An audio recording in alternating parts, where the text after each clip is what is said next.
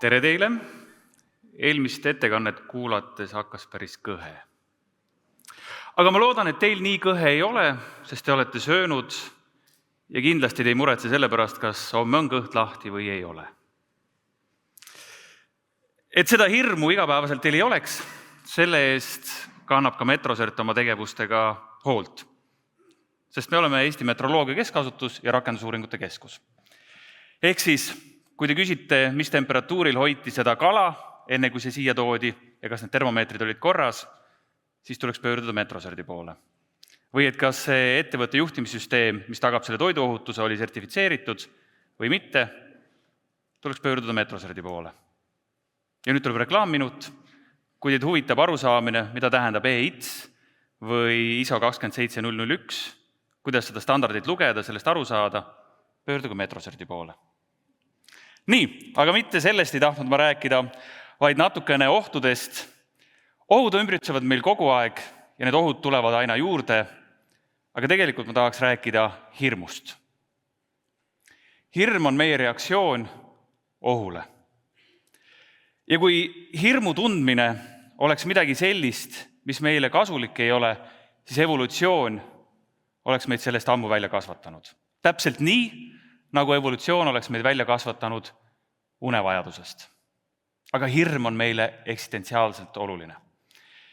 Ja nii nagu evolutsiooniks puhul teame, et ellu jäävad mitte need, kes on tugevamad, vaid need, kes suudavad paremini kohastuda, on hirm ohtude ees vajalik selleks, et paremini kohastuda.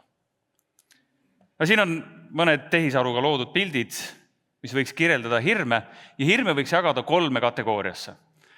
Esimesed hirmud on sellised, mis aitavad meil, mis on nagu sünniga kaasa antud ja aitavad selliste eksistentsiaalsete ohtudega hakkama saada.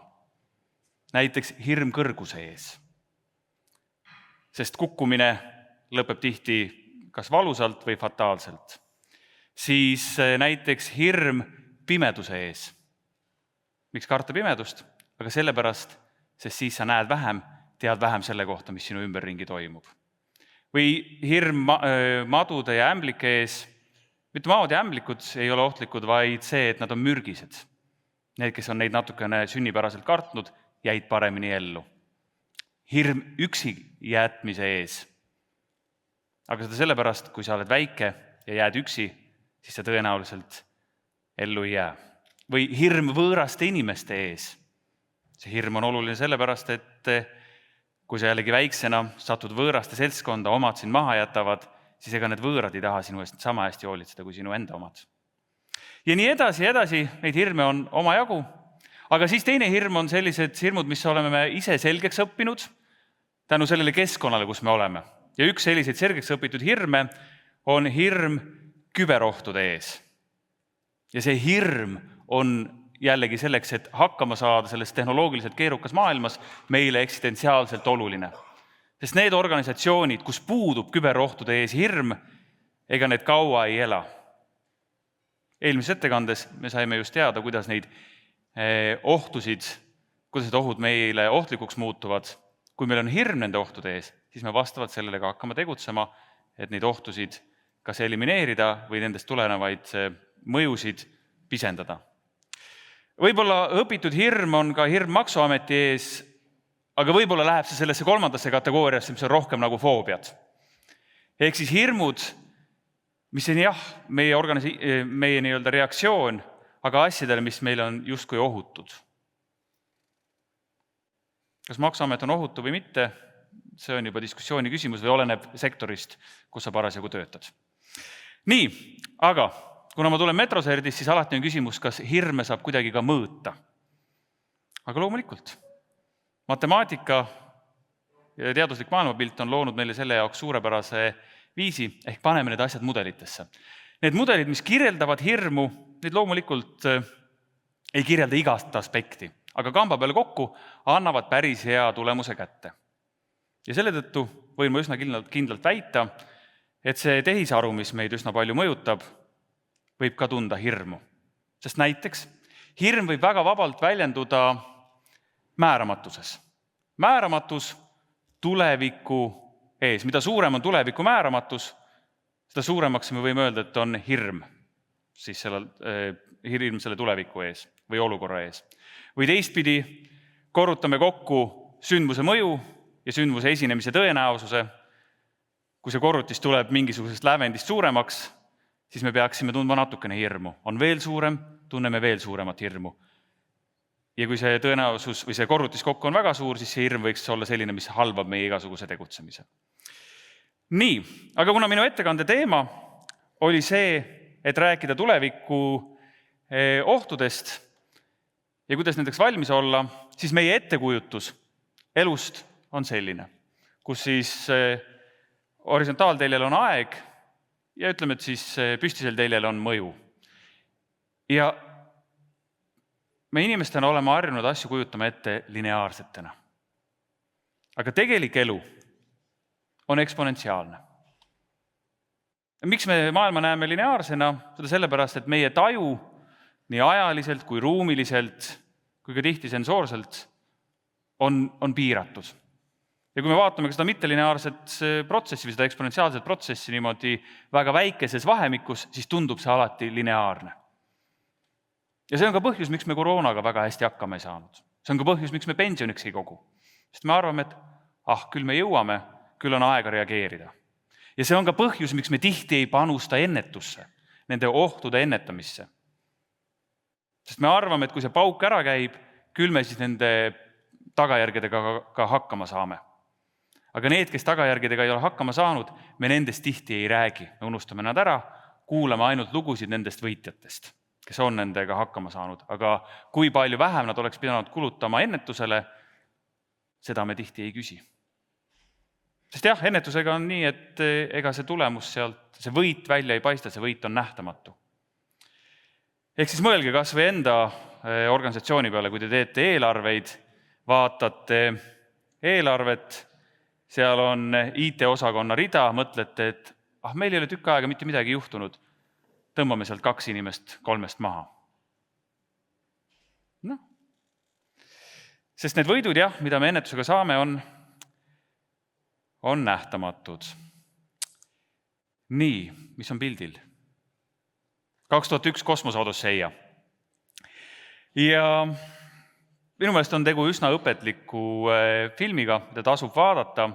Selle filmi autor on Arthur C. Clarke, kes on sõnastanud 3 sellist nagu seaduspärasust. Ja mis aitavad nende tulevikuohtude ennustamisel, nendest arusaamisel, nende tulevikustsenaariumite mõtestamisel, nendega hakkama saada ja neid ka otsida.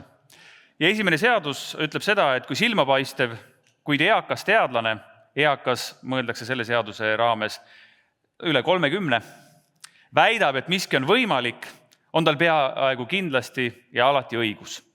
Kui ta väidab, et miski on võimatu, on ta tõenäoliselt aga eksiteel. Teine seadus. Ainus viis võimaliku piire kombata, neid avastada, on astuda neist veidikene üle sinna võimatuse piiridesse. Sest taaskord eelmine ettekanne, need asjad, mida kirjeldati, kuidas organisatsiooni sisse saab, ma mõtlesin, et mõni asi nendest on täitsa võimatu. Kes ikka nii loll on, et kellegi enda ees sisse laseb võõra inimese veel. Aga olen ka ise nii loll olnud.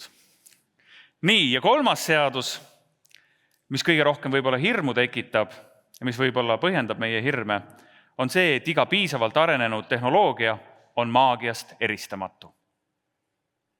Aga maagia tekitab meis hirmu, sest me ei saa sellest aru. Lugege kas või täna hommikusi ajalehti, kuidas teadlikult, tehnoloogiliselt täiesti pädevat asja üritatakse meile maagiana demonstreerida ja nende hirmude peal teadlikult mängida. Nii, aga nüüd ka varsti mina mängin teie hirmude peal. Ei, ma ei palu teil neid asju juua, vaid 2023. aastal pälvisid Ameerika teadlased Nobeli keemiaauhinna, sest sünteesid kvanttäpid, millega saab muuta materjalide omadusi, et ehitada näiteks paremaid elektroonikaseadmeid. Ja miks see kvantmaailm oluline on sellepärast, et kui me läheme asjadega väga väikeseks, siis need tavalised füüsikaseadused, millega me harjunud oleme, need enam nii ei toimi.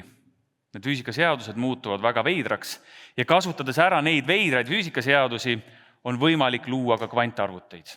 Tõenäoliselt on kvantarvuti puhul tegu inimkonna ühe kõige ägedama leiutisega. Teisest küljest on tõenäoliselt kvantarvuti puhul tegu inimkonna ühe kõige ohtlikuma leiutisega. Ja kolmandast küljest on kvantarvuti puhul tegu inimkonda kõige rohkem aitava leiutisega. Ja kui te tahate teada, millal see kvantarvuti online tuleb ja tegusid tegema hakkab, siis on välja käidud kuupäev 14. aprill 2030. Nii et olge valmis. Aga miks see muret teeb? Muret teeb sellepärast, et seda võidujooksu kvantarvuti suunas ei juhi mitte USA, vaid juhib Hiina. Ja kas see riik, kelle väärtusruum meie omadega ei ühti, kas me tõesti tahame elada maailmas, kus nemad juhivad võidujooksu inimkonna kõige olulisema, kõige ohtlikuma ja kõige vajalikuma leiutise suunas? Aga õnneks on kvantarvuti piisavalt keeruline teema, et ma loodan, et me mitte kunagi ei näe tohutuid protestijaid, kes arvavad, et kvantarvutit, isegi seda teadmist ei ole meie õuele, meie riiki vaja. Aga miks see kvantarvuti oluline on sellepärast, et jah, ta tõenäoliselt murrab lahti väga palju krüptoalgoritme, teeb meie saladused kõigile teatavaks, võib-olla on ka saladusi, mida te teatavaks ei suuda teha, aga kindlasti suudab ta meie jaoks lahendada probleeme, mida me tänase arvutustehnikaga ei ole suutnud lahendada. Seda sellepärast, et kvantarvuti ei ole mitte tänase arvutustehnika evolutsioon, vaid hoopis midagi muud, hoopis teine viis ringi liikumiseks, kui tuua paralleel näiteks autoga. Et helikopter ei ole auto evolutsioon, vaid on hoopis midagi muud. See, et mõlemad süsteemid, meie kaasaegne arvutitehnika ja kvantarvutid suudavad asju arvutada, jah, see on neil ühine, aga need seaduspärasused, millal nad põhinevad, on omavahel ikkagi üsna erinevad. Ja nüüd, et lõpuks külvata teisse natukene hirmu, siis kogu selle ettekande jooksul ma olen pannud teie peadesse teilegi märkamatult paar mõtet, paar asja. Valige siit välja ükskõik milline pallikene. See on täiesti vaba valik. Nüüd valige lähim sinine, sellel, mida välja valisite. Nüüd valige lähim roheline.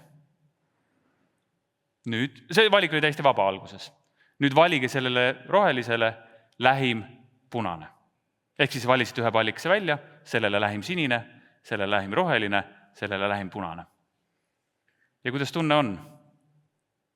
Kas jõudsite siia? On natuke hirmus?